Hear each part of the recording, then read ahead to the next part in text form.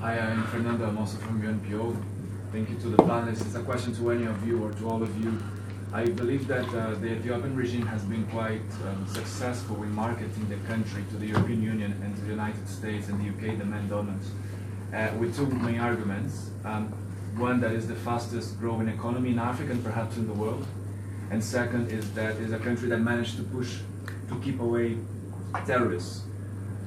So for those who do not follow the politics of Ethiopia and the human rights violations happening in the country, I wonder until when Ethiopia will get away with the European Union, the US, and the UK using these two pillars, these two arguments. What do you think about it? The first is a terrorism angle, which I think is interesting and deliberately ignored on the part of the because this is what is fueling terrorism. Yes, as you realize, as you say, I mean, the reason why there is this big support for the Ethiopian regime is supposedly because it is a stabilizing force. I think Obama went and he said, you know, these Ethiopians, they are good at fighting, so we don't have to send our boys there. You know, this is, and it was so naked and so brutal in terms of the honesty. But at the same time, what the international security agencies are now realizing is that the model that supposedly to work in Somalia is not working. I mean, yesterday there was a bomb, some 3-4 weeks ago, if you remember, that bomb killed about 350 people. In fact, in that particular bombing, that was the only bombing that Al-Shabaab did not claim. The only bombing. Because they didn't do it, apparently. In fact, there is a very interesting story that's going on around this whole so-called peacekeepers, that they want the conflict to be fueled because there is this money that is coming from the EU and from the international security apparatus to keep these people there.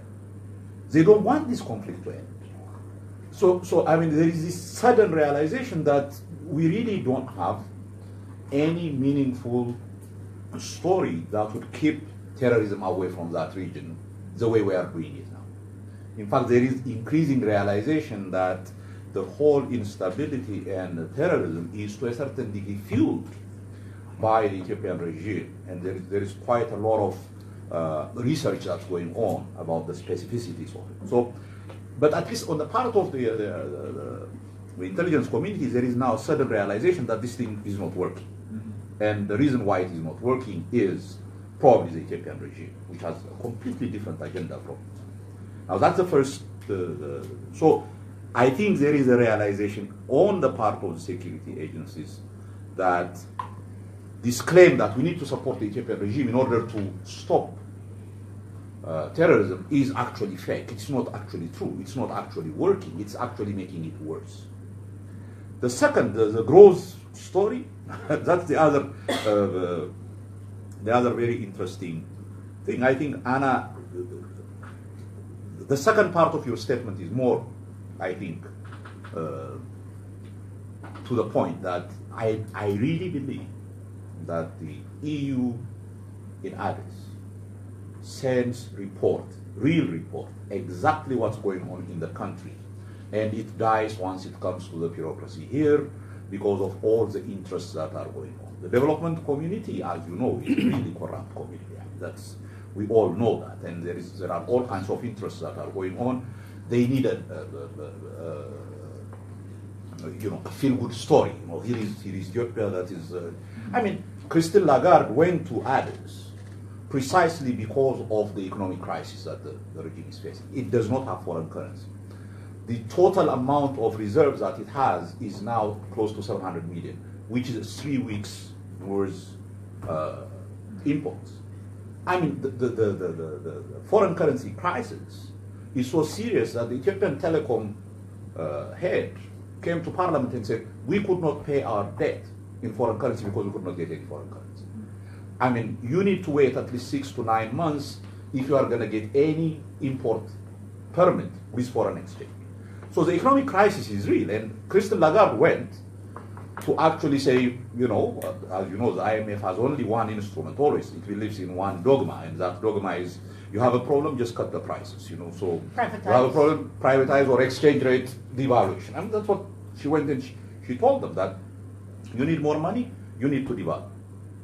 And of course, the Ethiopian government devalued by 15% about 3 weeks ago, but that is not solving any of the problems. They are calling for another devaluation, which would lead to the inflation that is actually decimating the population. So this mantra that you can solve economic problems by simply changing prices or exchange rates, which is not working in Europe, as you know, is not working in Ethiopia either. But the point is, they are aware. They know the economic crisis. Ethiopia is now indebted much more than before the debt crisis. You know, I think roughly about $25-30 billion in debt right now to the Chinese, to anyone who is, in fact, they sold bonds in Europe, billions of dollars. They cannot pay any of it. I mean, the amount of payment is close to $2 billion now for interest. And so the economic crisis is real. But how is the IMF and the World Bank and the development community going to say, oh, these things that we were telling you about Africa rising, Ethiopia rising is bull? They can't. They just have to continuously say, oh, everything is good and let's just put more money. You know, there is a problem. That is where it is. And that's why the crisis is so dangerous in the sense that, you know, you see it coming. It's just like a 250-mile-an-hour train coming at you. You know, you cannot go anywhere. You are just stuck there. And you watch it destroy the whole damn place. And this is literally what the EU is doing, which is very unfortunate.